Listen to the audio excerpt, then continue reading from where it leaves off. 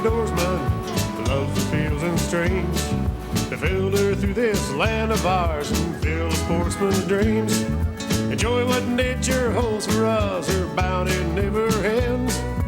Getting back to basics with the practical sportsman. It's always an adventure, no matter where we go. From a favorite hunting spot to the hottest fishing hole. Outdoor life we all can share with family and friends. We'll do it all together with a practical sportsman. We'll do it all together with a practical sportsman. Hi there, come on in. It is November 4th. We're into that magic month for deer hunters in Michigan. 1999, time for the meeting of the Practical Sportsman Club, where we're going to talk about a lot of different things. Many of them have to do with deer hunting. I do have something to clarify on pheasants, though. I've just got to take care of this week, and a lot more. So stay tuned. I'm Fred Trost. You're attending the meeting of the Practical Sportsman Club.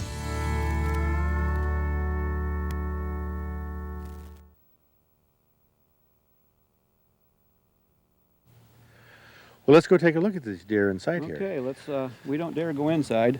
We don't dare go inside? Don't dare go inside. What are you raising maniacs here or what? No, but he's getting close to the rut, and you remember your pal down there in Bill Yoder. Bill Yoder, yeah. Well, he'll do the same thing. In the summer, he'd follow me off the end of the earth, but as soon as that velvet comes off, he's a whole different animal. Does he ever come up and attack the fence and brush against the fence with his antlers, or? Occasionally. He gets this aluminum sign going sometimes and wakes us up in the night, but...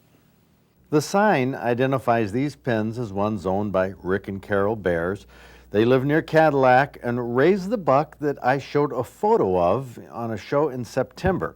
Now, comparing that buck's rack to the rack that was supposedly taken by Mitch Rompola up in that same neck of the woods, there is a striking similarity. Well, Shadow Buck is his name. But... Shadow Buck. Yeah. Come on, buddy. Now that looks like a buck back there with its antlers off. Yes, it is. In the testing, we had 5 bucks in together, and just to have everything be safe, we had to cut them off. Safe for? For goring one another. Some of the bucks are a little more aggressive than others, and in the back there, that shaded area in there is it's probably a 60 by 100 foot area where we've done the darting to put them down for our TB testing. The TB test was negative, beyond a shadow of a doubt. But there have been some doubts about the Rompola buck. One theory has been that a buck like Shadow, bred to other does, may have sired a buck that ended up as the infamous Rompola buck. An opinion poll on our website had 68% of the respondents saying that the Rompola buck is very possibly a game farm buck. 23% said no, it was a wild buck. 9% had comments but didn't vote. Now, some of the comments included, that buck is just too big to be grown in the wild, and it's just too rare not to have any other hunters see this huge deer. Now, on the other hand, regarding the game farm theory, some said no evidence yet to support this. But the clincher was this comment. I know he's not from the deer in the picture because the deer farmer in Cadillac is my dad, and the buck in the picture isn't old enough to have sired the Rompola buck. They didn't start selling fawns from him until 1998.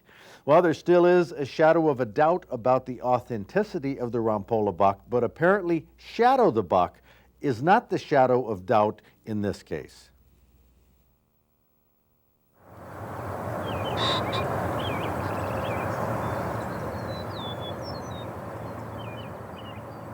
As I said last week, I didn't go hunting on the opening of pheasant season. I didn't do the normal pheasant opener for this show like I had done in every other year. I haven't gone pheasant hunting since.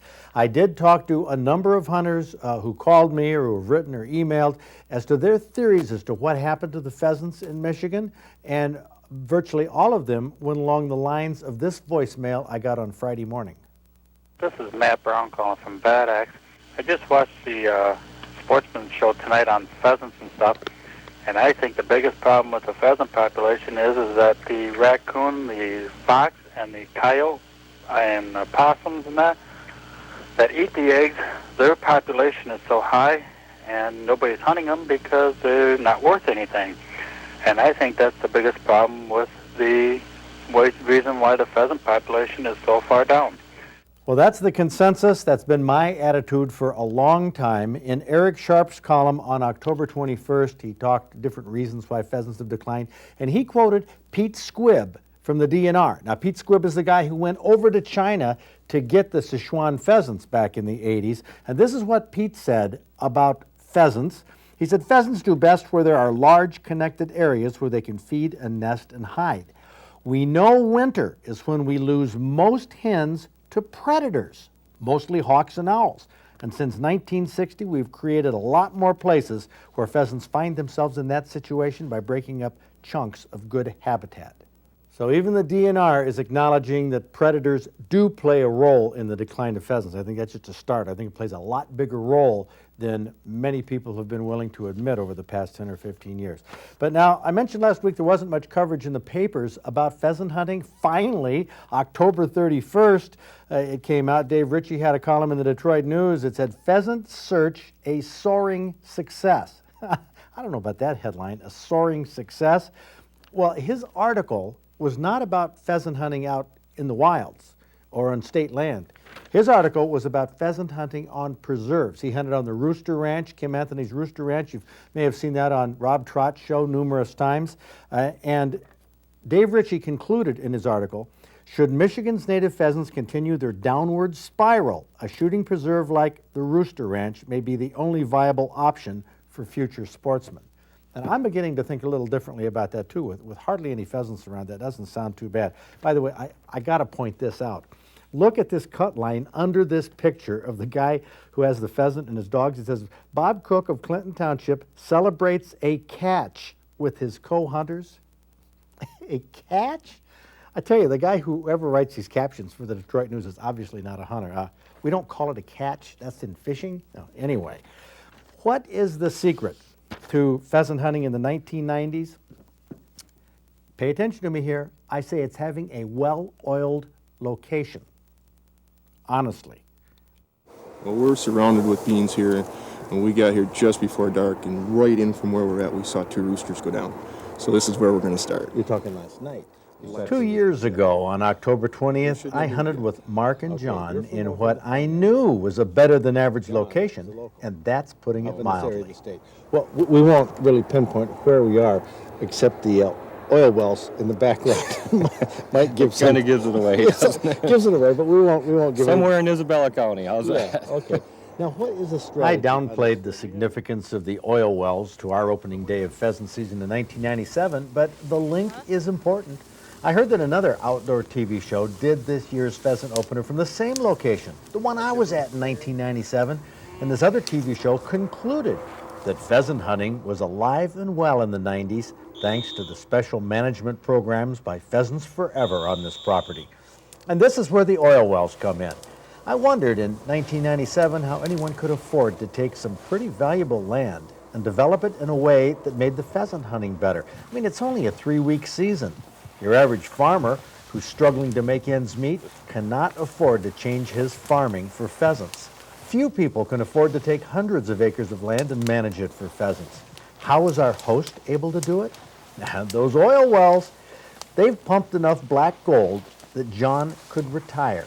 And he uses some of his extra oil income for one of his favorite hobbies, hunting pheasants. These oil wells aren't just a geographic marker, like I tried to pass off in 1997. They actually provided the funding for this better-than-average pheasant habitat. But most people don't have oil wells. Few people are ever invited to hunt on oil well land that's managed for pheasants. So drawing the conclusion that pheasants are coming back after watching an opening day on this property is not logical. It is logical, though, to conclude that the secret to pheasant hunting in the 1990s is having a well-oiled location. Rooster! Oh, another one! Yeah! Different camps and different situations and different settings mean different things to different people. Now, this little camp right here, I don't know what it looks like through your eyes, but to me, it reminds me of the cabin that my grandparents used to have. We used to go to back in the 1950s on Price Creek in Ohio. I swear the cabin was just like this. That stone fireplace, the sort of the log cabin logs in there. There's something very special about that, something very warm. But this is a neat camp up here in Menominee County. Of course, my grandparents never had the TV antenna, nor did they have the satellite dish, a couple modern additions. But they still obviously heat this by wood. Look at what the Thanos family here has stacked up. Now this is very, very organized. I like to see things like this. Look at this. We got post hole digger, log splitter. Look at this old pitchfork. 3-pronged pitchfork. We got shovels. Oh, look at this maul here. Boy, for splitting wood. Everything has got a place to hang. I really like that. We got logging chains. And this is all the big wood here that goes in the wood stove and the wood burners, I suppose. And down here, talk about practical. Look at this. We have a kindling stack that won't quit. Kindling, very important for getting fires going. But that is really, really neat. And of course, they have the fire inside, I'm sure, which is what most of this is for. But the fire outside even has a special aura to it. Some campfires have lawn chairs, wicker furniture. Hey, this is as basic and practical as it gets. Look at this, made out of a big log. I don't know if it's a white pine or what, but big log with a back on it. Very comfortable to sit around the fire. And then there's a couple other benches here, 2-seaters. Oh, very comfortable around this rock fireplace. Man, this is very cool, very romantic, very nostalgic. Looking out at the lake, sparkling through the trees. Wow, what a life.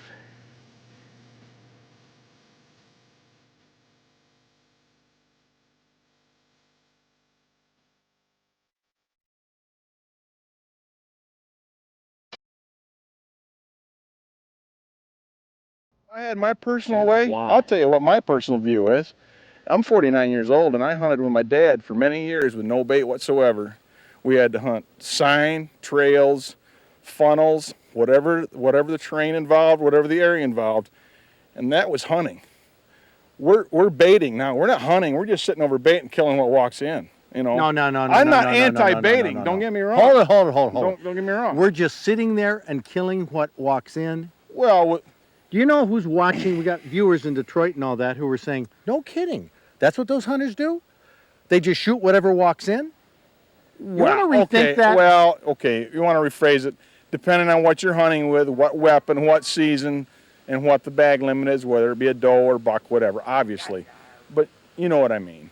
But people do get carried away in thinking that bait just brings them in and it's a massive slaughter. Guys sit over bait for a month. I personally believe. Watching deer after deer. I personally believe that if you survey the hunters in Area 452 a year, 2 years from down the road, the ones that sincerely tried hunting without bait, in the long run, you're going to find out the hunters had a more enjoyable hunt, because if the bait is eliminated or limited, and I'm not pro DNR or whatever, you'll actually see a situation where hunters will have to hunt instead of just sitting over a bait pile.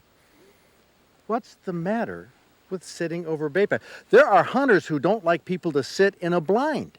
They say they're lazy. They sit in the blind and they got a heater. Are you against heaters?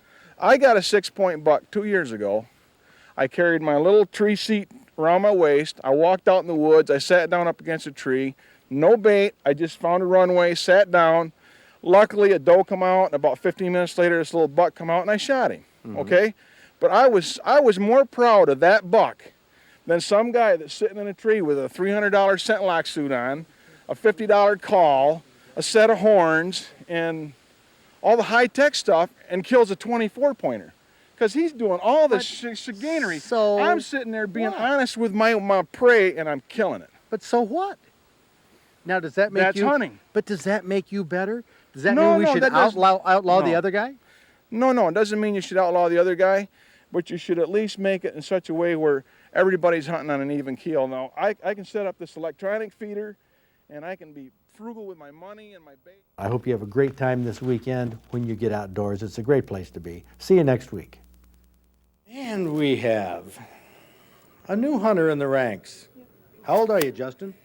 13 now, but I was 12 when I got my deer. Okay, Justin Levitt from Allegan, and this is an 8-point buck you got on private land down in Allegan County with a dart and bow. What pounds do you draw? 35. 35? Mm-hmm. Geez, a lot of hunters say you can't really score on a deer with a 35-pound bow.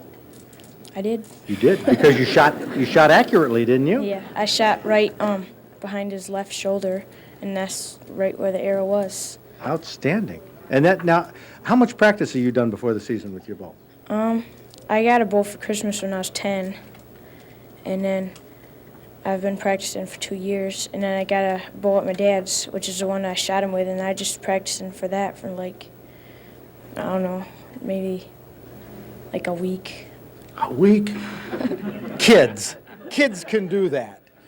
But you weren't at all shaky or nervous when this deer came in? I pulled it back smoother than I have when I practiced, and I wasn't shaking or anything. I didn't start shaking until I couldn't hear it or see it anymore. Oh, and then you got the buck fever. Well, way to go. That's an awesome buck. It's good to have you in the hunting ranks, Justin. We look forward to many years of seeing you with big bucks. Way to go.